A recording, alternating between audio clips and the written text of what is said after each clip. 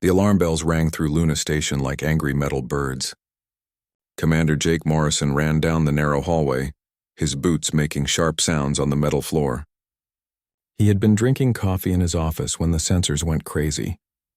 Now something impossible floated outside their windows. A ship hung in space near Earth's moon. It was huge, maybe 10 times bigger than anything humans had ever built. The metal looked dark and strange, covered with symbols that hurt to look at. Jake pressed his face against the observation window and felt his stomach drop.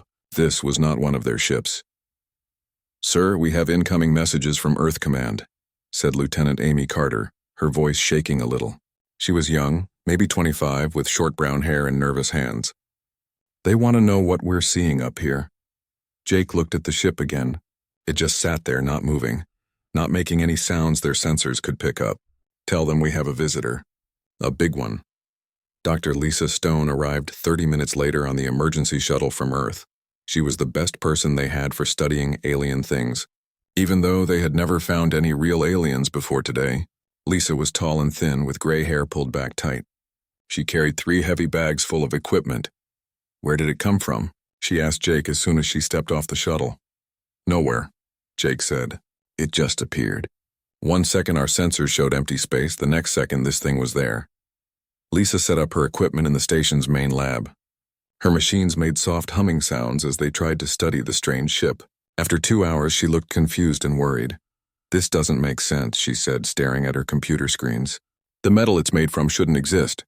My scanners say it's millions of years old, but it looks brand new. And these symbols." She pointed to images of the markings on the ship's hull. "They're not like any language I've ever seen." Pete Williams was fixing a broken air filter when the excitement started. He was the kind of man people didn't notice much. Average height, brown hair going gray, hands always dirty from his work. Pete had been keeping Luna Station running for 15 years. He knew every pipe, every wire, every strange noise the old place made. "Hey, Pete," called Amy Carter as she walked past. "Did you see the alien ship?" "Hard to miss," Pete said, not looking up from his work. "Big thing, isn't it?" "Aren't you excited?" "This is first contact. This changes everything." Pete finished tightening a bolt and wiped his hands on his work shirt. "Maybe. Or maybe it's just another mystery we can't solve." That evening, everything changed again. 3 more ships appeared around the alien vessel. These new ships were different shapes and sizes, clearly built by different people. Jake watched from the command center as his communication officer tried to make contact. "This is Luna Station calling unknown vessels. Please identify yourselves." The answer came in perfect English, but the voice was cold and proud. "This is Admiral Zephron of the Galactic Council Fleet. We are assuming control of this situation." Jake felt his heart sink. The Galactic Council was real, and they were here. Humans had dreamed about meeting other intelligent life for hundreds of years.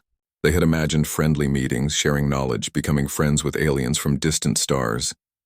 This did not feel friendly. Admiral Zephron came aboard Luna Station with 6 other aliens.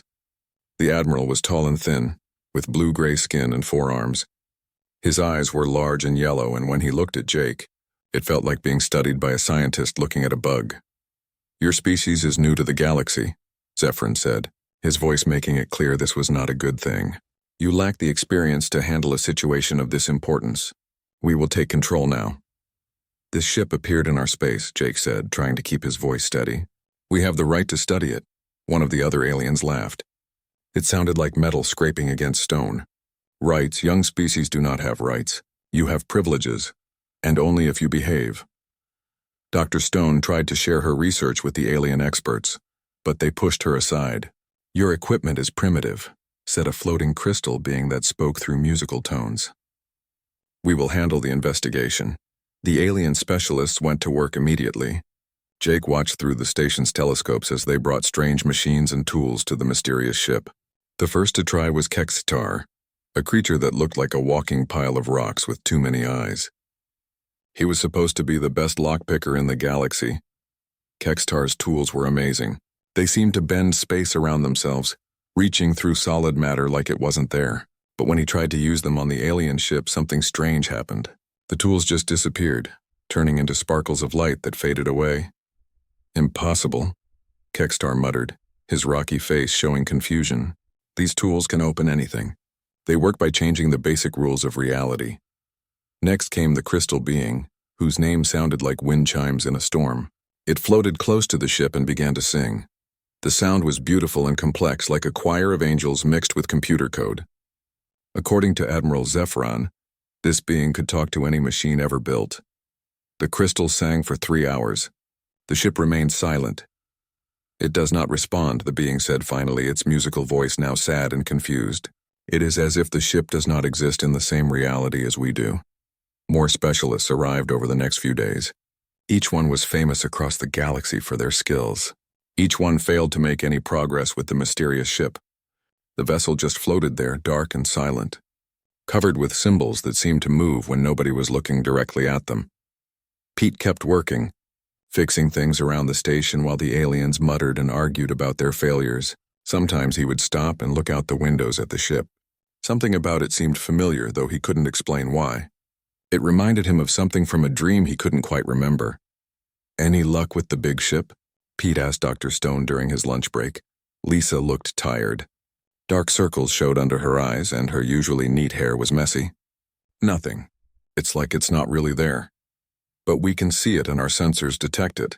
The aliens are getting frustrated. Some of them want to start using weapons." "That seems like a bad idea," Pete said. "I agree. But they don't listen to humans very much." Pete nodded and went back to his sandwich. Outside the window, the alien ship waited in the darkness, keeping its secrets. Word about the mysterious ship spread across the galaxy faster than light itself. Within a week, Luna Station looked like a parking lot for the strangest collection of spacecraft anyone had ever seen. Ships shaped like giant flowers, metal pyramids, and things that hurt to look at directly filled the space around Earth's moon. Jake Morrison had never felt so small. His little human station was now surrounded by vessels from civilizations that had been traveling the stars since before humans learned to make fire. Every day brought new aliens, each one more impressive and strange than the last. "Commander Morrison," Admiral Zephyron called out during one of their daily briefings, "your people will stay out of the way while the real experts work." Jake bit his tongue to keep from saying something that might get Earth in trouble. The aliens made it clear that humans were barely worth noticing. They spoke about humanity the way adults might talk about children playing with toys. The most famous alien to arrive was someone called Kextar the Unsealer. Pete had heard the stories from Amy Carter, who seemed to know everything about galactic legends. Kextar had never met a lock he couldn't open, a code he couldn't break, or a secret he couldn't uncover. Kextar looked like a pile of living rocks with crystal eyes that glowed different colors depending on his mood. Right now they were glowing red, which Pete guessed meant frustrated. "I have opened vaults that were sealed before your son was born," Kextar said to anyone who would listen. His voice sounded like gravel in a cement mixer. "I have cracked codes written in mathematics that don't exist in this dimension. But this ship..." He gestured angrily at the floating vessel. "This ship makes no sense."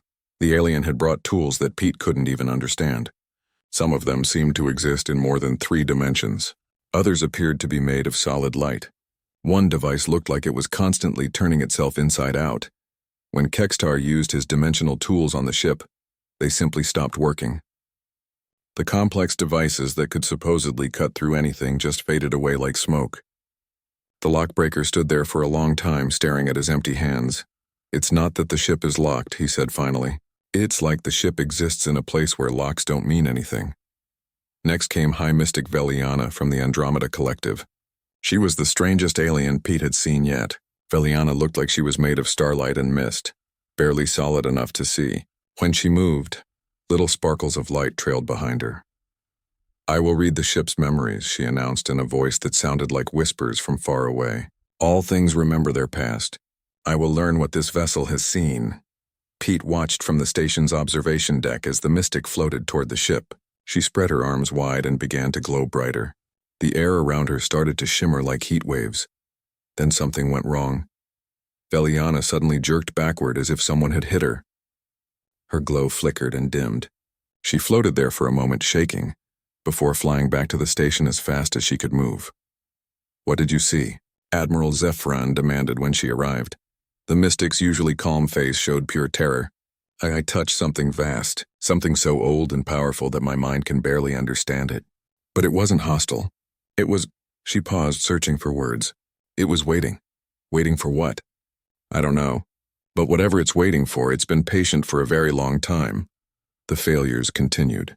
Captain Throttleburn arrived in a ship that looked like it was built from liquid metal and fire. He was a Nexarian with 4 arms, 2 heads, and a reputation for being able to fly anything with engines. "No ship can resist a master pilot," he declared, flexing all 4 arms at once. "I will dock with this vessel and force it to accept me." Pete had to admit watching Throttleburn work was impressive. The alien pilot tried 17 different spacecraft, each one built by a different species. He approached the mysterious ship from every possible angle, using techniques that made Pete's head spin just thinking about them. Every single attempt ended the same way. The moment any ship touched the hull of the mysterious vessel, its engines would shut down, its lights would go out, and it would drift away powerlessly. The ships weren't damaged. Their systems just stopped working until they moved away from the strange craft. "This is impossible," Throttleburn shouted after his 17th failure.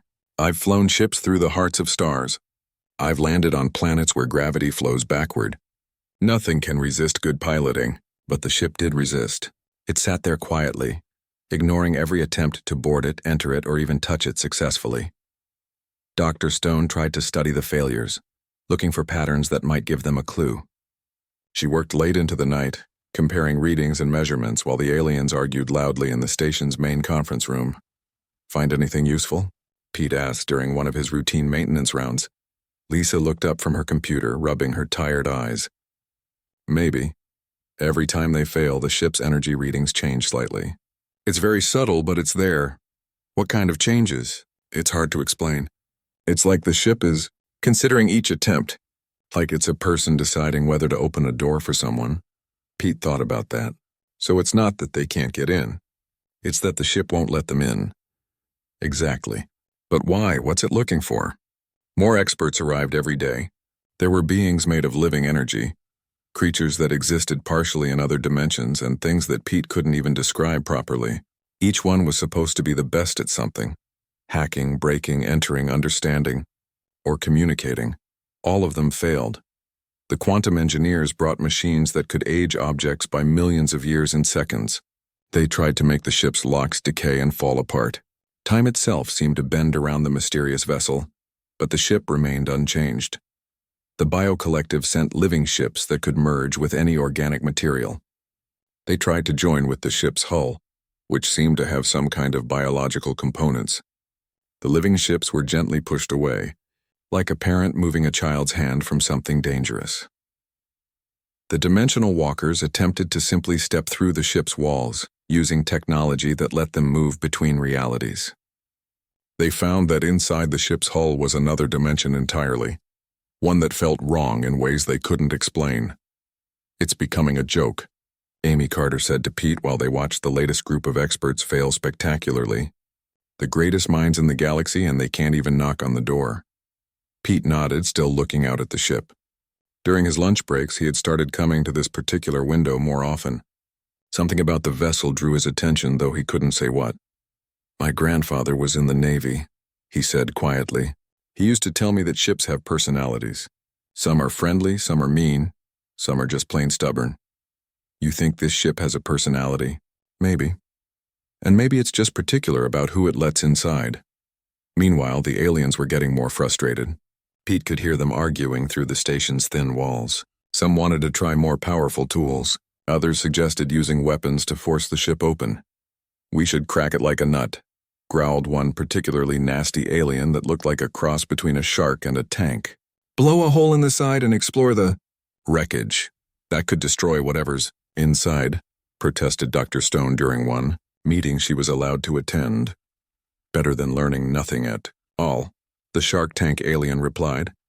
Admiral Zephyrin seemed to be considering this option seriously. Pete could see it in the alien's yellow eyes. Patience was running out. That night, Pete couldn't sleep. He kept thinking about his grandfather's old stories about Navy ships during World War II. Ships that wouldn't start for some captains but purr like cats for others. Vessels that seemed to know when they were going into battle and when they were heading home. He got up and walked to the observation window. The mysterious ship hung in space like a sleeping giant. As Pete watched, he noticed something he had never seen before. The ship was moving, not drifting, moving deliberately. It was adjusting its position slightly, keeping itself perfectly aligned with Earth's rotation. It was following Earth's day and night cycle, staying in exactly the same position relative to the planet below. "It's homesick," Pete whispered to himself. The thought hit him like lightning. This ship wasn't just waiting for something. It was waiting for someone from home. 3 weeks had passed since the ship appeared, and the aliens were running out of patience. Pete could feel the tension in the air like electricity before a storm. The experts had tried everything they could think of and some things that probably shouldn't exist. The latest attempt involved something called a reality hammer. Pete didn't understand how it worked, but it was supposed to hit things so hard that it could break the basic laws of physics. The machine was the size of a small building and made sounds that hurt his teeth. When they used it on the ship, absolutely nothing happened.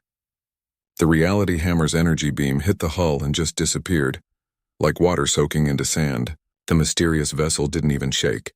"This is getting ridiculous," Admiral Zefran said during the morning briefing.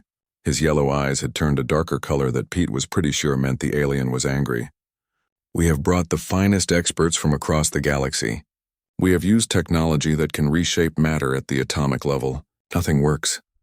The alien experts were starting to argue among themselves. Kekstar blamed the mystics for disturbing the ship's harmony. High Mystic Veliana claimed the engineers were too crude in their methods. Captain Throttleburn insisted that if they just let him try a few more ships, he could figure it out. Dr. Stone looked exhausted. She had been working almost non-stop, trying to find patterns in the failures. Her usually neat appearance had become messy, and she drank coffee like it was water. "Any new theories?" Pete asked her during one of his maintenance rounds. "Too many theories," Lisa said, rubbing her eyes. "The ship's behavior is consistent, but it doesn't match anything in our knowledge base. It's like it's following rules that we don't understand." "What kind of rules?" "That's the problem. I can see that there are rules, patterns in how it responds to different approaches, but the patterns don't make scientific sense. It's almost like—" She paused, looking embarrassed. "Like what?" "Like it's not responding to the technology they're using. It's responding to the people using the technology." Pete thought about that while he worked. The idea made a strange kind of sense. Every expert had tried their best methods, their most advanced tools, their greatest skills. But the ship had rejected all of them equally. During his lunch break, Pete went to his favorite observation window. The ship hung there as always, dark and patient. As he watched, he noticed the movement again, the slow, careful adjustment to stay aligned with Earth's rotation. "You're following our planet," he said quietly to the ship. "You're staying with us." Amy Carter found him there 20 minutes later. "Hey Pete, you missed the excitement. They brought in something called a probability shifter. It was supposed to change the odds of success from impossible to inevitable. Let me guess, it didn't work. Not even a little bit. The machine actually exploded. Nobody was hurt, but the alien who built it started crying. Apparently it was supposed to be mathematically impossible for the device to fail." Pete kept looking out at the ship. Something was forming in his mind, an idea that seemed crazy but felt right. "Amy, can I ask you something?" "Sure. All these experts, they're the best in the galaxy, right? Famous across thousands of worlds. That's what they keep telling us. So they're successful. They're used to winning, used to solving problems, used to being the smartest people in the room." Amy nodded. "Yeah, they're not exactly humble about it. But what if that's the problem? What if the ship doesn't want the smartest or the most famous or the most successful person? What if it wants something else?" Before Amy could answer, alarms started ringing again. Pete looked out the window and saw something that made his blood run cold. 3 massive warships had appeared near the mystery vessel. These weren't exploration ships or research vessels. These were built for destruction. Admiral Zefran's voice came over the station's communication system. "Attention all personnel. The Galactic Council has authorized the use of force to open the anomalous vessel. All non-military personnel will evacuate to minimum safe distance." "They're going to blow it up," Amy whispered. Pete felt something twist in his stomach. The idea of destroying the ship felt wrong in a way he couldn't explain. It would be like burning down a library before reading the books inside. Commander Morrison's voice came over the comm next. "All Luna Station personnel report to emergency stations. This is not a drill." Pete should have gone to his emergency station. That was the rule, and Pete was good at following rules. But instead, he found himself walking toward Morrison's office. The commander looked stressed. He was talking rapidly into his communicator, trying to convince someone on Earth that destroying the ship was a bad idea. "Sir?" Pete said when Morrison finished his call. "Pete, you should be at your emergency station." "I know, sir. But I have an idea about the ship." Morrison looked at him with tired eyes. "Pete, I appreciate your input, but we have the galaxy's greatest experts working on this problem." "I don't think that's exactly the problem, sir." "The greatest experts," Morrison paused. "What do you mean?" Pete took a deep breath. "What if the ship doesn't want experts? What if it wants someone ordinary? That doesn't make sense. Neither does anything else about this situation, sir. Look, I know I'm just a maintenance guy. I fix air filters and unclog toilets and replace burnt-out light bulbs. But I've been watching that ship for 3 weeks, and I think it's been watching us too." Morrison was quiet for a moment. "Even if you're right, what are you suggesting?" "Let me try to make contact with it." The commander stared at him. "Pete, you're not qualified for first contact protocols. You don't have training in alien communication or xenobiology or—" "I don't have training in anything special," Pete interrupted. "That's my point." Outside the office window, the warships were moving into position. Their weapons were charging up, energy signatures building toward something that could probably destroy a small moon. "Sir," Pete said urgently, "those aliens out there are going to blast that ship into pieces in a few minutes. What if there's something important inside? What if there are people inside? What if destroying it is exactly the wrong thing to do?" Morrison looked out at the warships, then back at Pete. "You really think you can succeed where everyone else has failed?" "I don't know," Pete said honestly. "But I think that ship has been waiting for a very long time. And I think it's been waiting for someone like me. Someone like you. Someone human." The commander was quiet for a long moment. Through the window, they could see Admiral Zephron's ship moving into position with the warships. The alien fleet was preparing for bombardment. "This is insane," Morrison said finally. "Yes, sir. If you're wrong, you could die. If they're wrong, we might never know what we lost." Morrison reached for his communicator. "Admiral Zephron, this is Commander Morrison. I'm requesting a delay in your bombardment plan." The alien's cold voice came back immediately. "For what purpose, human?" "We have one more approach to try. Another expert has arrived." Morrison looked at Pete and almost smiled. "Not exactly." An hour later, Pete Williams found himself in the shuttle bay putting on an EVA suit. Captain Roy Hansen, the station's best pilot, was preparing a small maintenance shuttle for launch. "You sure about this, Pete?" Roy asked. He was a good pilot and a better friend, but he looked worried. "No," Pete said, checking his suit's seals. "But I'm sure about what happens if I don't try." Dr. Stone appeared in the shuttle bay carrying a small device. "Pete, take this.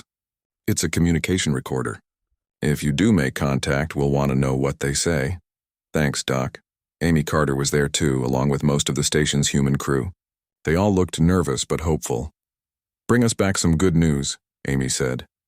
Through the shuttle bay's windows, Pete could see the alien warships waiting with their weapons charged. Admiral Zephron had agreed to wait 1 hour for Pete's attempt. If he failed, they would destroy the ship. "Ready?" Roy asked from the pilot's seat. Pete strapped himself in and looked out at the mysterious vessel hanging in space.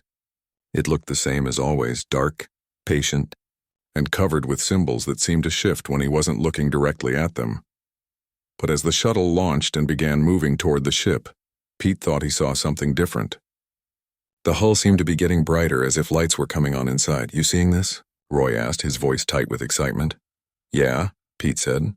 "I think it knows we're coming." The shuttle moved slowly toward the mysterious ship.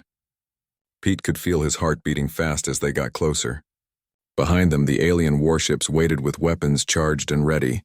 Everyone in the galaxy was watching this moment. "Pete." Roy's voice was quiet and amazed. "Look at the hull." Pete pressed his face against the shuttle's window. The ship's dark surface was changing. Lights were appearing along its length, soft and golden, like someone was turning on lamps in a house that had been dark for years. The strange symbols on the hull began to glow, pulsing gently like a slow heartbeat. "It's never done that before," Pete whispered. On Luna Station, Dr. Stone was watching her instruments go crazy. "Commander Morrison," she called out, "the ship's energy readings are off the charts. But it's not dangerous energy. It's more like it's waking up." Admiral Zephron's voice came over the radio, cold and suspicious. "Human vessel, explain what you are doing to cause this reaction." We're not doing anything special, Roy replied. Just approaching normally. Impossible. We have tried every approach method known to science. Pete listened to the conversation but kept his eyes on the ship. The lights were getting brighter, and he thought he could see movement behind what might be windows. The whole vessel seemed more real somehow, as if it had been partly invisible before and was now becoming solid. Roy, take us to the main docking port, Pete said. You sure about that? Nobody else has been able to dock. I'm sure. The shuttle moved toward what looked like an airlock on the ship's side. As they got closer, Pete could see that the area around the docking port was now brightly lit. The hull plates were moving, sliding apart to reveal the entrance. It's opening, Roy said, his voice full of wonder. The ship is opening for us. The shuttle's docking clamps engaged with a soft click. Pete felt the ship's systems connect to their shuttle. Power, air, communication links. Everything worked perfectly, as if the two vessels had been designed to work together. Docking successful, Roy reported to Luna Station. All systems green. The ship is providing power and atmosphere. Pete could hear excited voices over the radio, humans cheering, aliens arguing in their strange languages. But he focused on the airlock in front of him. Through the small window he could see soft light in what looked like a corridor. I'm going in, Pete said, checking his EVA suit one more time. I should come with you, Roy said. No, I think this is something I need to do alone. Pete opened the shuttle's airlock and stepped into the mysterious ship. The moment his boots touched the deck, lights came on throughout the corridor. The air felt warm and welcoming, and to his surprise, it smelled like earth, like rain on grass and morning coffee. The corridor was beautiful. The walls were made of some kind of metal that seemed to glow from within. The strange symbols he had seen on the outside were here too, but now they were moving more obviously, flowing along the walls like text on a computer screen. Pete started walking. He had no idea where to go, but the lights seemed to be guiding him. Whenever he came to a junction or a choice of direction, one path would be brighter than the others. As he walked, Pete began to understand that the ship was much bigger inside than it looked from outside. The corridors seemed to stretch farther than should be possible. Sometimes he thought he could see rooms through transparent walls that contained amazing things. Star maps that moved and changed. Pools of liquid light. Gardens growing plants he didn't recognize. This is Pete, he said into his radio. I'm inside the ship. It's incredible. What do you see? Dr. Stone's voice came back. Everything. I think this ship has been to places we can't imagine. The corridor led him to a large circular room with a high ceiling. In the center was a raised platform with what looked like a control panel made of crystal and light.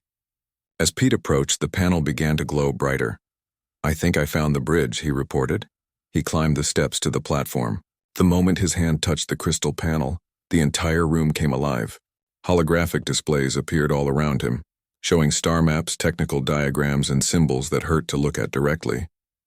Then a voice spoke. It came from everywhere at once, not through speakers, but somehow directly into Pete's mind. The voice was warm and familiar, like an old friend he hadn't seen in years. Welcome home, the voice said. Pete nearly jumped out of his EVA suit. Who's there? I am Navigator. I have been waiting for you. Waiting for me specifically? Waiting for my builder's children to return. You are human, are you not? Yes, I'm human.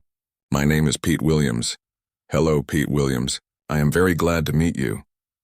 The holographic displays changed, showing images that made Pete's head spin. He saw star systems being born.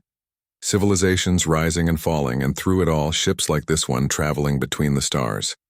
Who built you? Pete asked. Your people built me. Not you personally, of course, but your species. Long ago, when humanity first reached for the stars.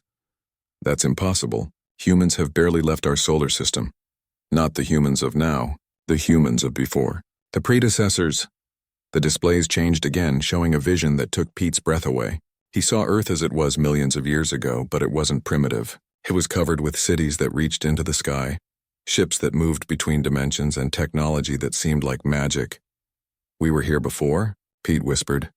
Humanity was the first species to achieve true interstellar travel. They explored the galaxy when it was young, seeded worlds with life, and built wonders that still exist today. But as they evolved, they transcended physical existence.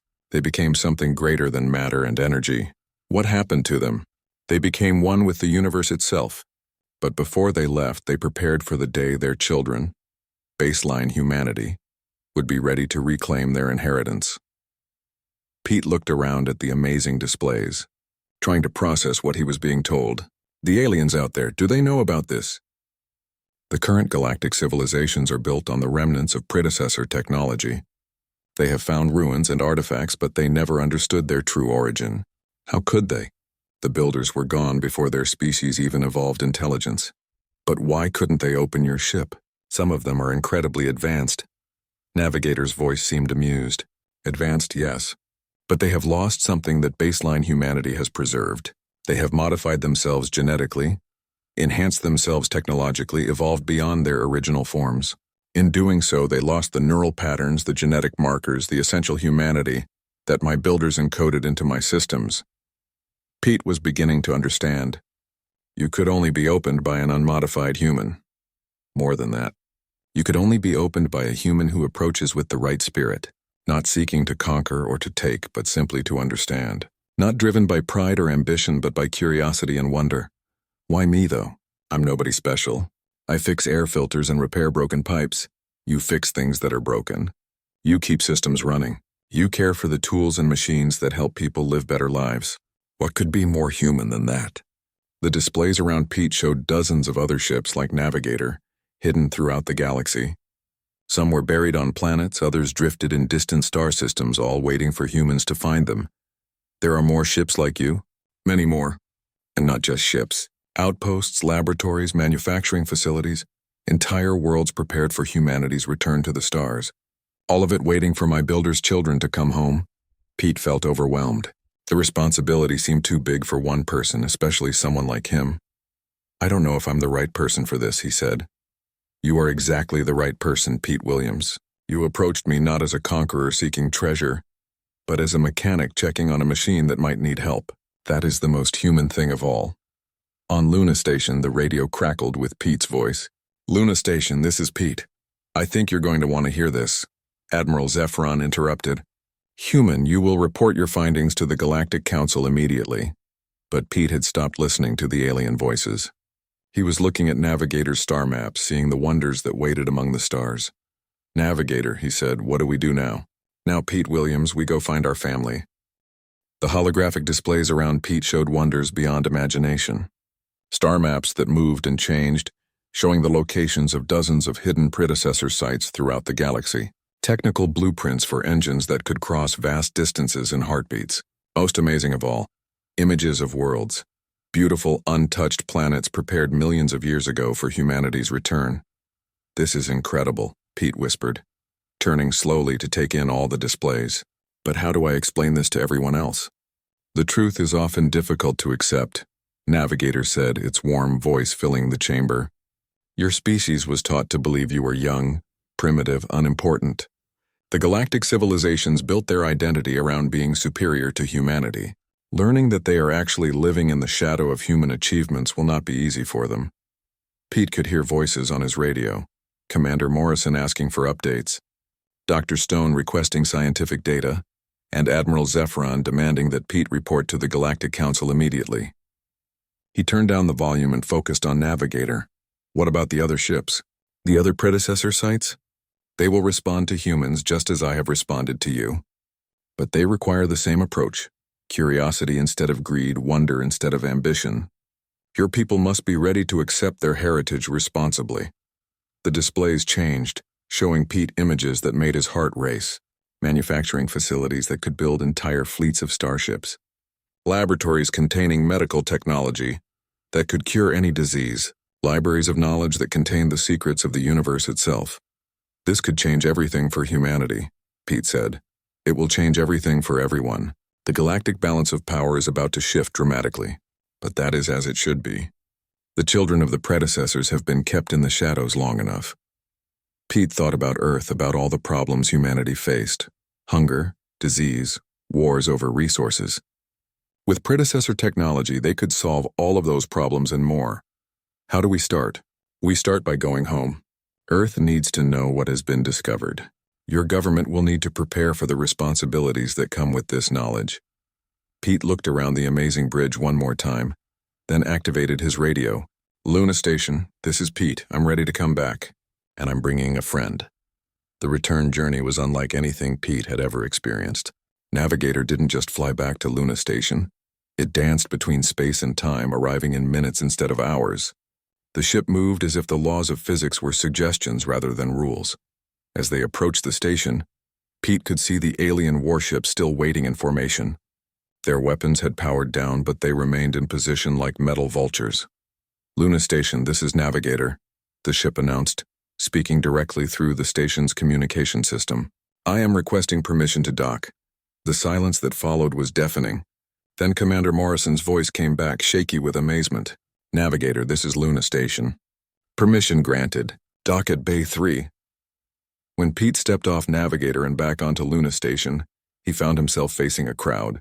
Commander Morrison was there along with Dr. Stone, Amy Carter, and most of the human crew. Behind them stood Admiral Zephron and several other alien representatives, their faces showing confusion and what might have been fear. "Pete," Commander Morrison said, "what happened in there?" "I learned the truth about humanity," Pete replied. "And it's bigger than any of us imagined." Admiral Zephron stepped forward, his forearms crossed and his yellow eyes cold. "Human, you will explain how you succeeded where our greatest experts failed." Pete looked at the alien admiral calmly. The ship wasn't waiting for experts. It was waiting for family. "Explain." Dr. Stone had her instruments out taking readings of Navigator. "The energy signatures are unlike anything I've ever seen," she said excitedly. "This ship is operating on principles that shouldn't be possible." "They're possible," Pete said. "Humans invented them. A long time ago." What followed was the most difficult conversation of Pete's life. With Navigator's help, he explained the truth about the predecessors, about humanity's forgotten heritage, about the technology waiting throughout the galaxy. The aliens listened in growing shock and disbelief. Kextar the Unsealer sat heavily on the floor, his rocky face showing defeat. "Impossible," he muttered. "The greatest locks in the galaxy. They were all made by humans?" High Mystic Veliana floated nearby, her starlight form flickering with what might have been embarrassment. "The vast intelligence I sensed. It was the collective consciousness of the predecessor civilization." Captain Throttleburn was quiet for a long time before speaking.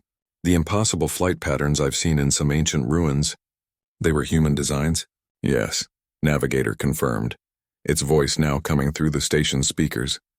"The civilizations of the current galaxy are built on the foundations of predecessor achievements. But they have spent so long believing themselves superior that they forgot to look for the original builders." Admiral Zephron's proud posture slowly crumbled. "Our entire understanding of galactic history is wrong?" "Not wrong," Pete said gently. "Incomplete.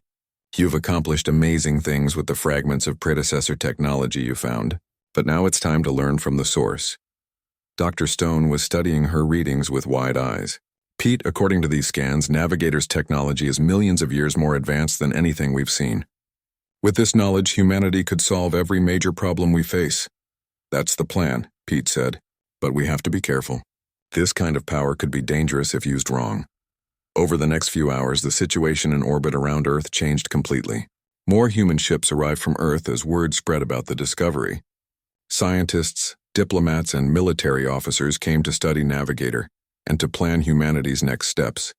The alien experts, meanwhile, found themselves in an uncomfortable position.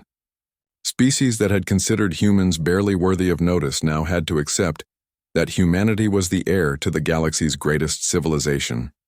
Some aliens, like Dr. Zixara from the Crystal Confederacy, were excited about the possibilities. "Think of what we could learn from each other," she said to Dr. Stone. "Humanity has the keys to predecessor knowledge, but we have millions of years of experience with galactic politics and trade. Others, like Admiral Zephron, struggled with the new reality. This changes everything," he said to Pete during one of their conversations. "The Galactic Council will have to be completely reorganized." "Maybe," Pete said. "Or maybe we can all just work together better. Humans don't want to rule the galaxy. We just want to take our place in it." But the most important conversation happened between Pete and Navigator as they prepared for their first journey to a predecessor site. "Are you ready for this?" Navigator asked. Pete looked out at the stars through the ship's viewing port. Somewhere out there were wonders that had been waiting millions of years for humanity to reclaim them. The responsibility felt enormous but also right. "I'm scared," he admitted. "What if I make mistakes? What if I'm not smart enough or strong enough for this job?" "Pete Williams," Navigator said warmly, "you were chosen not because you are perfect but because you are human. You fix things that are broken. You care for systems that serve others. You approach the unknown with curiosity instead of fear. These are the most important qualifications of all." Pete smiled and settled into the pilot's chair that had somehow formed itself to fit him perfectly. "So where do we go first?" "There is a manufacturing facility 3 star systems away. It has been waiting to build ships for humanity's return to the stars. Shall we go see if it remembers how to work?" As Navigator prepared for its first jump in millions of years, Pete felt a sense of rightness he had never experienced before. He was no longer just a maintenance worker fixing air filters on a small space station. He was Navigator Pete, heir to the greatest civilization the galaxy had ever known. The ship engaged its drives and space folded around them like origami. In the blink of an eye, they were traveling between stars, beginning humanity's journey to reclaim its birthright among the cosmos. Behind them, Luna Station buzzed with activity as humans and aliens worked together to understand this new reality. Dr. Stone coordinated with alien scientists to study predecessor technology. Commander Morrison worked with the Galactic Council to establish new diplomatic protocols. Amy Carter started training to become Navigator's second human crew member. The galaxy had changed forever. And it all started with a maintenance worker who wasn't afraid to knock on a door that had been waiting millions of years for someone to come home. In the depths of space, other predecessor ships began to stir, sensing that the long wait was finally over. Humanity was returning to the stars and the universe would never be the same.